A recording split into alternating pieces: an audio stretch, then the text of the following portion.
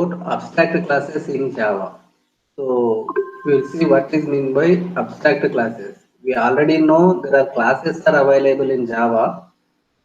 Now we will see what is abstract class, what is the difference between the normal class and an abstract class. Okay. So first, if you see classes, you already know a class is nothing but a model for creating objects. We can write something inside the classes. That means you can write methods and instance variables, constructors, everything inside the class. After writing this, you can create objects to the class created. Okay, with that objects, whatever you are creating objects to a particular class, all the data, whatever you are written inside the class is accessible to all the objects. So you are creating a class. Inside that class, you are creating some methods. What I am trying to tell, that method is accessible to all the objects. For example, you have created 10 number of objects to a class. All these 10 objects can have access to the method created inside the class. Say, take one example with a class and which consisting of a class. See here, I have a class called my class. Inside that my class, I am creating a method calculate called calculate, which is used to calculate a square value of a given number. So we are providing one value, this method. That method must calculate the square of a given number. This is our task actually by using classes. Okay, so for this, if you observe this program, this is the code for this class creation. I have a class called my class. Okay, inside this my class, I have a method called calculate, which is accepting one parameter, double parameter x. Okay, so that I can calculate square of that given number inside this class. Okay, I have a class main class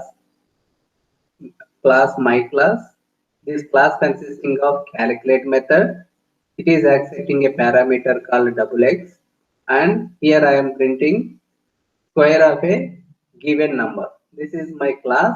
Inside that class, I have calculate method. Next, if you observe, this is my main program. Class common is my main class name.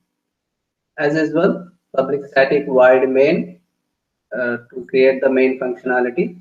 Next, I am creating three objects to the class created my class. Okay, my class object 1, my class object 2, my class object 3. I have a class.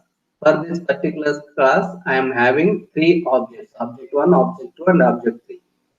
All these three objects, object 1 that calculate, object 1 can also access calculate method, object 2 can also access calculate method, object 3 also is having access to calculate method.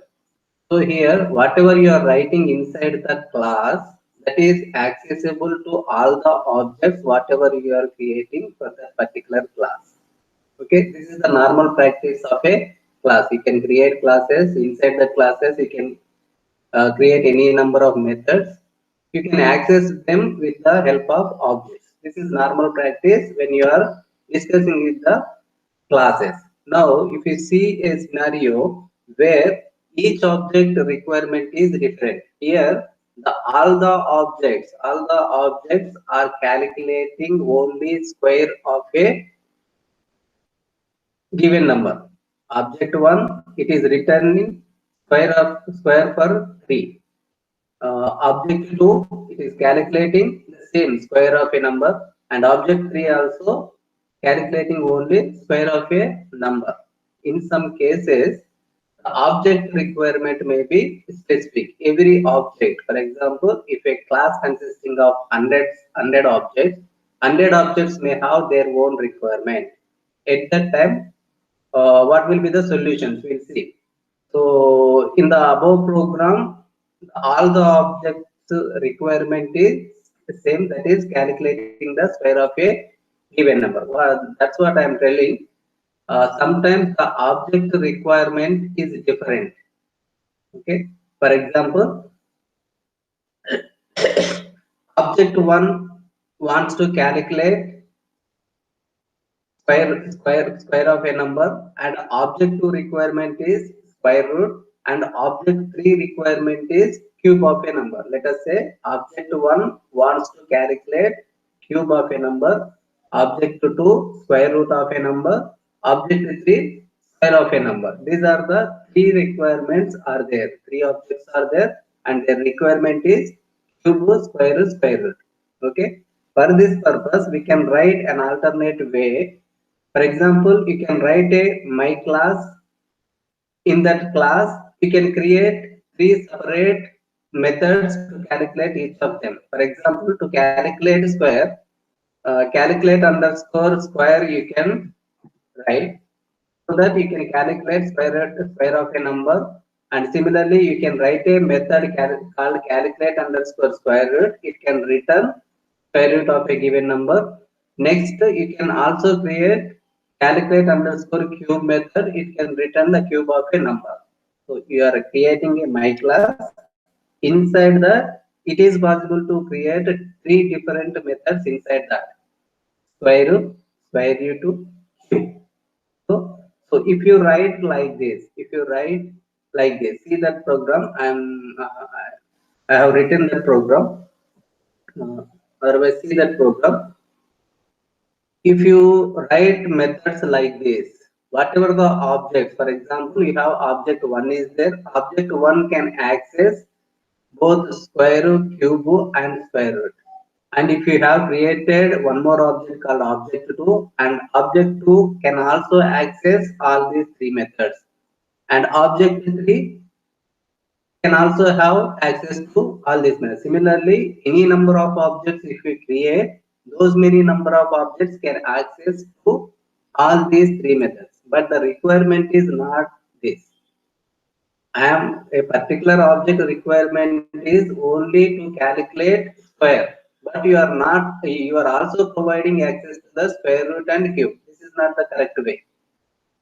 If the object requirement is only square, why you are providing the access to square and square root? This is not the correct way. It is not meaningful. Why? If he is asking only one value, you are showing them two values. This is not the correct practice. For this purpose, how exactly we have to write into the program, Java program. So here there are steps to follow how to provide access to a particular object to a particular method. For this purpose, see the first step. Let us write a calculate method in my class. I have a class. Inside that, I have my class method, calculate method. Okay. Next. Excuse me. So I have a class, my class. Okay. It means every object can calculate. Why we are using my calculate method? The calculate method is used to calculate everything. That means square root, cube, and square root. If you write a body of calculate method, it is commonly available to all the objects. So let's not write body for that calculate method. I have a class, my class. Inside I have calculate method. Here I am not writing body. I am not defining the calculate method inside my class. I am just writing. I am not writing any code inside that calculate method. I am just dictate. I just dictate the header of that calculate method. Now it is possible to create subclasses from the existing classes from the inheritance. I have a class, main class, my class. From this class, I can create any number of subclasses. Say I have one subclass, sub1. This subclass can calculate the square. It can extend. It can be used to access the method available in the my class. So I have a my class. I can create any number of subclasses. Say I have subclass 1. This subclass 1 can access the calculate method available in this my class. Similarly, I can create subclass 2. This class also can right, can access the method. Here we can implement the code for calculate method which is available in the my class. Similarly, I can create subclass 3. I can access calculate methods available in that. So here in this scenario, you can see. So I have my class. In this my class, I have a calculate method, but here not I didn't write any code for this calculate method. It is just only header. There is nothing inside in this calculator. Just only header I have written in my class. This my class is extended. That means derived three classes: sub 1, sub 2, sub 3. Three classes I am deriving from the existing my class. Inside that, I am writing calculate method, calculate the square by using the calculating. Okay. Next, similarly, in sub 2, I am calculating square root. In sub 3 class, I am calculating cube of the cube, calculating the cube. So I can create object to the subclass 1, the object 1. For subclass 2, I can create objects object 2, and subclass 3, I can create object 3. So this is the way. Here my class is there. Inside that I have one incomplete method calculate. I am extending this class with three different classes. Inside that class method I am accessing this calculate method. I can create objects to the subclasses, and I can able to access the methods available inside the subclass. Okay. So if you here you need to remember one point here. See the difference between the abstract method and the abstract class. Abstract method means a method which does not have any body. That means it consisting of only header. It won't consisting any body. Just simply a header. Method name will be there. A abstract keyword followed by method name. Okay, so that is called abstract. If a method is declared with a abstract key, we can say that it is a abstract method, and it does not consisting of any body. Incomplete method. In general terminology, we can say that it is a incomplete method. Incomplete method, we can call it as abstract method with abstract keyword. And abstract class means it is also a class, but if the class consisting of at least one abstract method, then the class can be called abstract class. A class may consisting of normal methods and also at least one abstract class, then it is called abstract class. Okay, so here one more point you need to remember. If a class consisting of an abstract method, that means incomplete method. A class is consisting of incomplete method. So the JVM will not understand how much memory should be allocated to the class, because inside that there is an incomplete method is there.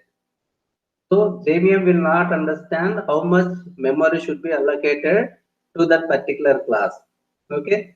So just we are for that purpose we cannot create objects to the abstract classes.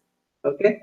So the advantages of this abstract class, if you write an incomplete method inside that, we can extend that method into the subclasses, and you can use that method as per our object specific requirement. If you see the complete program by using abstract methods inside the class and abstract classes, if you see the same program, I have a class my class.